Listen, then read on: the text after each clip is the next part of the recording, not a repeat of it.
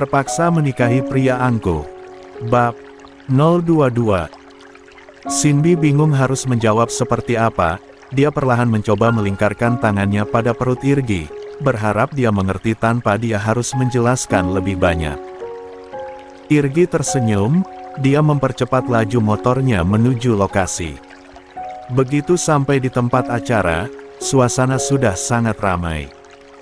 Visual-visual model yang sukses dari agensi mereka sebelumnya dipasang dalam jumbotron agar semua orang bisa melihat kesuksesan dan progres agensi tersebut. Wah keren ya, ternyata banyak juga model dan aktris yang lahir dari agensi ini. Kalau mereka buka brand baru pasti nggak kalah pesat perkembangannya, ucap Cindy. Irgi menoleh ke arah gadis yang berdiri di sampingnya ini. Matanya terlihat begitu berbinar menatap karir cemerlang para model tersebut. Lo pingin jadi model juga? Tanya Irgi ragu-ragu. Hah? Kenapa emangnya? Tanya Cindy menoleh cepat ke arah lelaki di sebelahnya ini. Ya gue jadi minder, jawab lelaki tersebut. Minder? Kenapa? Cindy balik bertanya. Karena saingan gue jadi banyak, sebab kalau lo berhasil jadi model kayak mereka, lo pasti bakalan disukain banyak orang apalagi cowok-cowok, jawab Irgi serius. Cindy tertawa kecil mendengarnya. Irgi sih ada-ada aja, emang tampang kayak gue pantas jadi model? Tanya Cindy.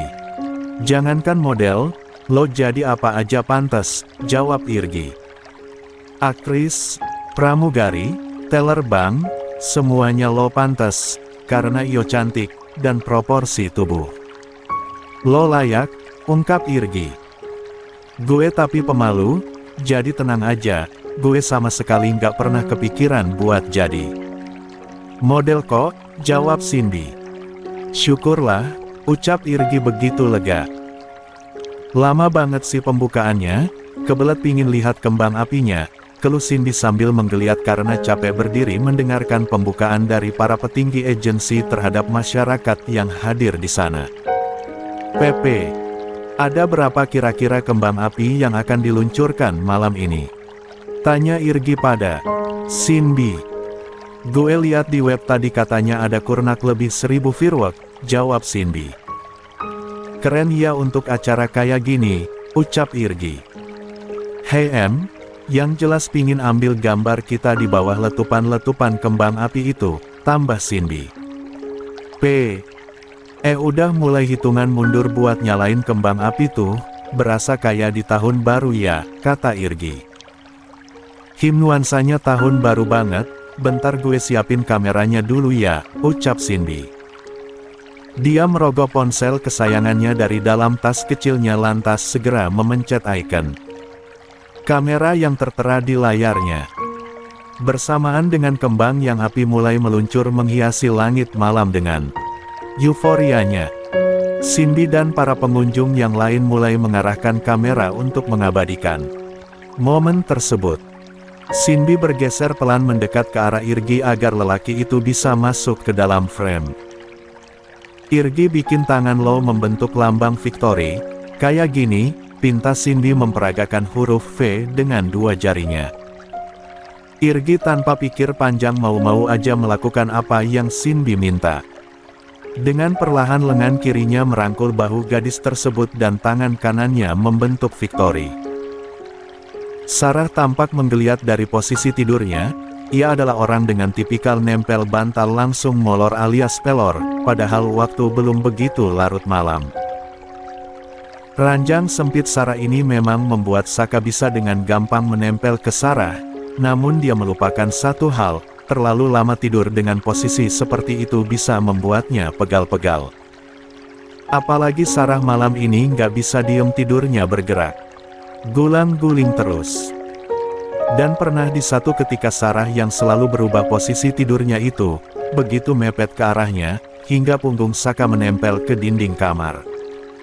Dan bagian belakang tubuh Sarah mengenai organ penting miliknya. Terlihat beberapa kali Saka menahan nafas karena rasa ngilu yang muncul di bagian bawahnya. Sumpah nih anak, Kenapa tidurnya nggak bisa diem sih? Mana junior gue udah kena lagi. Tendang beberapa kali, gerutunya. Paling aman emang gue tidur hadap dinding deh, ucapnya lantas berbalik badan tidur. Memunggungi Sarah. Namun baru saja ia berbalik, telapak tangan Sarah sudah mendarat ke wajahnya. Dengan jengkel Saka balik badan dan langsung menangkap Sarah. Gadis itu yang merasa ruang geraknya jadi terbatas segera membuka matanya. "Kak, lo mau apain gue?" tanya Sarah was-was yang melihat kedua tangannya ditahan ke permukaan spray oleh Saka. "Gue nggak mau apa-apain lo, gue cuma pingin tidur dengan tenang, lo dari tadi udah menganiaya gue dan lo nggak sadar," tanyanya dengan kesal. "Hah? Menganiaya gimana?" tanya Sarah. "Lo, tadi udah nendang itunya gue," jawab Saka dengan emosi tertahan. "Itunya apa?" tanya Sarah yang baru bangun itu dengan ngelek. "Masa depan gue," jawab Saka kesal. "Hah? Tapi lo nggak apa-apa kan?" "Sorry nggak tahu," sesal Sarah. "Ya sakitlah, ngilu tahu," gerutunya. "Biasanya gue kalau ngilu terantuk meja atau pintu gitu, gue elus terus reda sakitnya, lo. Mau itunya lo, gue elus juga," tanya Sarah dengan polosnya. "NGGAKK JANGANN NGGAKKUSAAH," tolak Saka tegas. Iya, enggak ya enggak gitu aja ngegas," balas Sarah ikutan menggerutu. "Ya lo bego apa gimana sih? Itunya gue kalau dielus bukannya nurut, malah nantangin," maki Saka. "Nantangin gimana? Astagfirullah. Tuh kan gue jadi nyebut," seru Saka. "Abisnya gue nggak punya begituan, mana gue ngerti kalau bisa nantangin," gerutu. Sarah kesal bercampur gemas. "Entar lo bakalan gue kasih paham juga, tapi tunggu lulus dulu." "Ngasih tahu doang nunggu lulus. Soalnya itu bahaya." "Sarah sayang." "Au." Saka manggil gue sayang. Pekik Sarah menyahut bantal dan menutupi mukanya karena salah tingkah. "Dah ya. Tidur sekarang," pinta Saka. "BTW, bahayanya gimana?" tanya Sarah berbisik. "Bahayanya?" ulang Saka tersenyum miring. Gimana?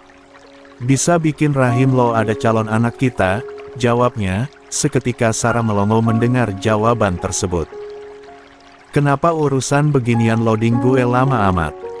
gumam Sarah menoyor jidatnya sendiri. "Sekarang, daripada lo bikin otak gue makin ngaco, mending lo tidur. No hadap sono lo. Gue hadap ke tembok lagian ini perasaan kasur lo sempit amat, nggak takut gelundung apa gimana sih lo?" gerutu Saka lagi. "Udah jangan ngomel mulu lo, besok ada kuis dadakan di kelas, materi ilmu sosial, awas aja lo sampai nggak bisa jawab," ancam Sarah. Alarm HP Sarah berbunyi tepat di pukul 4:30 pagi. Dia mengeliat dari posisi tidurnya dan menyibak selimutnya dengan malas dan meraih HP-nya yang terus membunyikan alarm itu untuk ia matikan. Ia masih setengah merem dengan posisi duduk menghadap nakas. Begitu ia tersadar ia sudah tidak melihat keberadaan Saka di sana, bahkan tanda-tanda kemunculannya juga tidak ada. Heran tuh anak tumben bangunnya pagi amat, mana udah pulang tanpa pamit pula. Gerutu Sarah melipat selimutnya. Ia menoleh sekilas ke arah jendela kamar Saka di seberang rumah, tirainya masih tertutup. Tuh abis pulang dia kayaknya lanjutin tidur dan masih ngebos saat ini belum bangun juga, gumam Sarah sambil mencepol rambutnya bersiap untuk mandi. Namun betapa terkejutnya dia begitu menyadari bayangan dirinya di cermin saat ini. Rambutnya yang telah ia cepol ekor kuda di belakang kepala itu membuat seluruh permukaan lehernya terekspos sempurna. Dan yang membuatnya terkejut juga panik adalah, ada 3 Bekas ruam merah keunguan di sana. SHAKAAA. Geram Sarah sambil menggosok-gosok bekas kismark dari Saka di lehernya itu menggunakan telapak tangannya, tapi tentu saja gagal. Bekas itu masih dengan jelas terpampang nyata di sana. OMG. Gimana ini? Kalau mama lihat bisa malu-maluin banget. Oke, itu masih nggak seberapa. Tapi kalau teman-teman di sekolah gue yang lihat bisa beda lagi ceritanya. Keluh Sarah menatap tanda cinta di lehernya itu dengan panik. Please, ini ngilanginnya gimana? Sarah kebingungan di depan cerminnya. Ra, bangun sayang, udah pagi ini, terdengar seruan dari sang mama arah luar kamar. Iya ma, ini Sarah udah bangun kok, mau mandi, balasnya. Mama semalam pulang kondangan jam berapa? Sarah udah tidur nggak tahu mama pulang, lanjutnya lagi masih berusaha menghapus kismark di lehernya. Jam 10:30, mama mau cek ke kamar kamu, tapi pintunya kamu kunci. Ya udah mama langsung tidur juga, ucapnya. Kunci.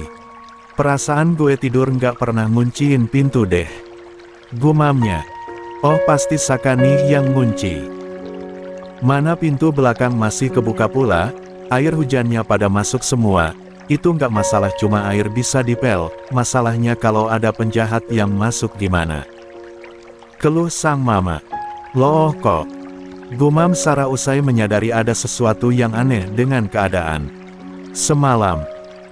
Saka semalam bilang katanya ketemu mama sama papa sebelum berangkat, katanya diizinin tidur sini. Tapi kok mama nggak bahas tentang Saka sama sekali yang masuk lewat pintu belakang, pikirnya. Dan anehnya Saka pulang ke rumah pagi-pagi banget sebelum kita semua belum pada bangun. Lanjutnya, dasar Saka tukang modus. Jadi lo semalam nyelinapkan masuk ke rumah gue, pakai alasan udah izin pula sama mama papa, pantesan lo buru-buru kabur sebelum mama papa bangun. Awas aja lo entar. Gerutunya kemudian. Sarah segera bergegas menuju kamar mandi untuk bersiap-siap berangkat sekolah.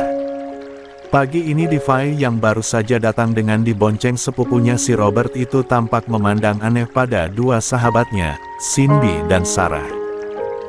Ada sesuatu yang berbeda dengan penampilan mereka berdua pagi ini. Sarah tampak datang ke sekolah mengenakan sweater rajut model turtleneck yang memenuhi area lehernya, sedangkan Cindy tampak datang mengenakan maskernya dan ini sama sekali tidak biasa. Lo berdua pada kenapa sih? Penampilan kalian tuh weird banget deh, lagi sakit? Tanya Vi menggiring Sarah dan Cindy untuk masuk ke kelas mereka. Sakit apaan? Orang gue abis dikerjain sama Saka. Gerutu Sarah sambil melorotkan area turteleknya pada kedua sahabatannya ini, dan nampaklah bekas kismark itu sangat jelas di hadapan mereka. Hoh! Vi dan Cindy terkejut berjamaah. Kok bisa? Katanya kalian tinggalnya beda rumah. Abis tidur bareng? Tanya Cindy berbisik. Dia nyelinap ke kamar gue, bilangnya udah izin ke ortu gue, taunya cuman akal-akalan. Dia doang. Terus? Ya terus kita berdua tidur aja gitu, biasa, normal. Tahu-tahu pas bangun gue mau mandi. Ngaca. Udah ada beginian di leher gue. Surprise banget dong lo. Sahut Vi. Gimana nggak ngeselin coba? Lagian emang lo dicium sampai berbekas kayak gitu nggak ngerasa apa gimana gitu? Tanya Vi lagi. Namanya orang udah lelap banget, mana ngerasa Vi. Oke kalau lo Sin. Tanya Vi menoleh ke arah sahabatnya yang satu lagi ini. Gue hampir mirip kasusnya kayak Sarah, jawabnya malu-malu. Hasil kencan semalam sama Irgi. Bisik Sarah. Gadis itu mengangguk pelan. Gue kira Irgi agak lambat soal beginian, soalnya dia paling good boy di antara anak-anak Sukit. Ternyata yang namanya cowok yang begitulah kalau udah ketemu sama cewek yang dia suka, sosor sana sosor sini ngalahin soang, cibir Fai.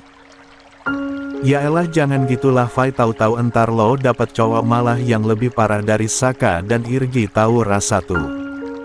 Tukas Sarah. Amit-amit jangan sampai deh.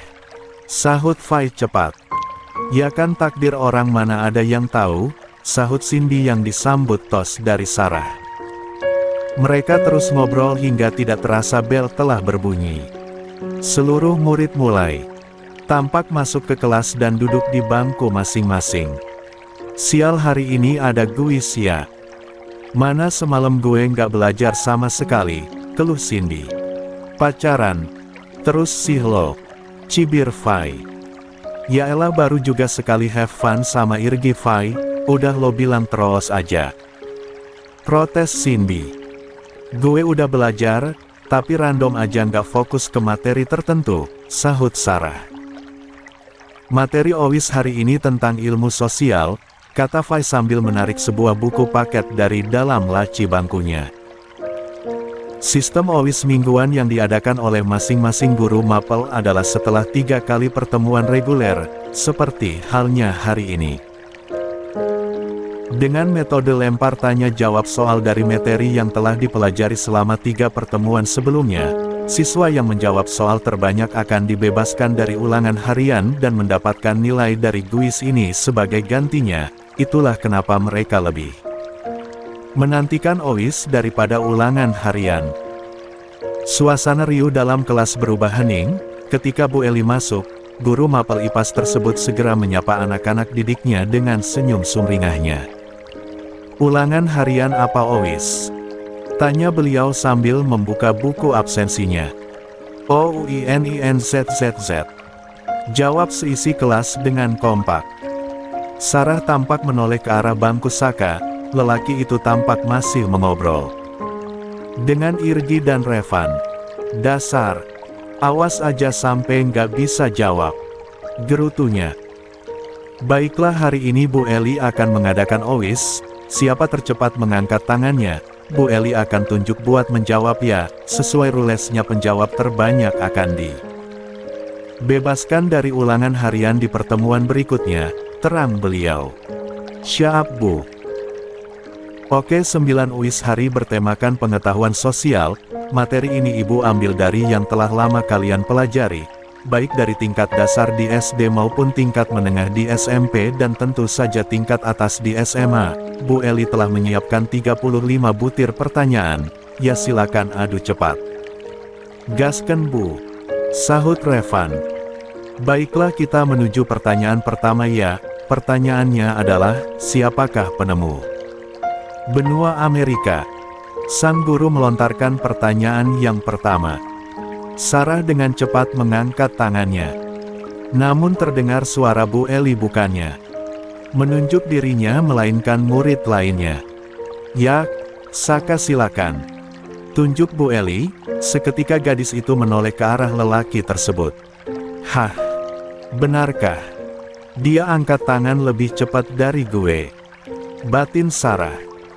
Jawabannya adalah Christopher Columbus, warga kebangsaan Italia di tahun 1492. Jawab Saka, mantap. Benar sekali. Nomor absen berapa Saka? Tanya Bu Eli untuk memberikan tanda di absensinya. Absen 16 Bu. Jawab Saka semangat. Oke. Yang lain lebih semangat ya. Kita semua akan menuju ke pertanyaan berikutnya, himbau Bu Eli.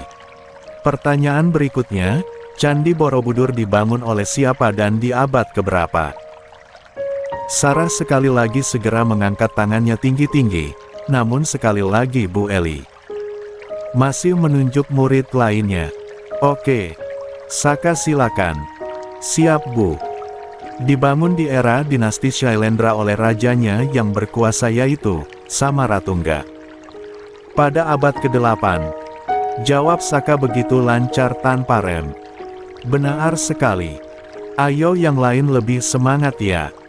Saka udah mengamankan 2 soal ya. 1, pesan Bu Eli sambil mengedarkan pandangannya ke seisi kelas. OWIS berlangsung seru hingga di akhir babak, Saka telah mengamankan 15 soal pertanyaan dan Sarah 9 soal, sisanya diperebutkan oleh para murid lainnya. Agaknya Sarah sudah boleh ketar-ketir saat ini, karena perkembangan Saka tersebut. Tidak menutup kemungkinan Saka akan bisa mendapatkan nilai 90 dengan mudah di tryout kedua nanti. Saat ini adalah jam istirahat. Fai mengajak Sarah dan Cindy untuk berangin-angin di tribun selatan lapangan basket. Baru saja duduk di deretan tribun paling atas, tatapan mata Sarah segera tertuju pada Saka dan teman-temannya yang masuk ke lapangan untuk bermain basket. Otomatis pikiran Sarah langsung tertuju pada janjinya tentang nilai 9 nanti. Untuk Saka, gue harus gimana? Mana udah janji pula, pikirnya begitu resah. Kak, lo ngelamun aja deh perasaan, tuh suami lo di depan sana lagi main basket, enggak? Main cewek, jangan dipikirin terus. Goda Fai. Ngapain gue ngelamunin dia sih? Orang gue lagi bete kok. Ketusnya. Bete kenapa sih? Tanyanya. Gara-gara bekas kismark dia, nih liat gue harus pakai beginian, sweater rajut. Turtleneck. Jakarta panas weh. Pakai beginian gue berasa lagi sauna tahu nggak? Kesalnya. Makanya lain kali kalau lo disosor sama dia pas lagi tidur tuh ya bangun, jangan malah. Kenakam begini kan jadinya, ejek Fai.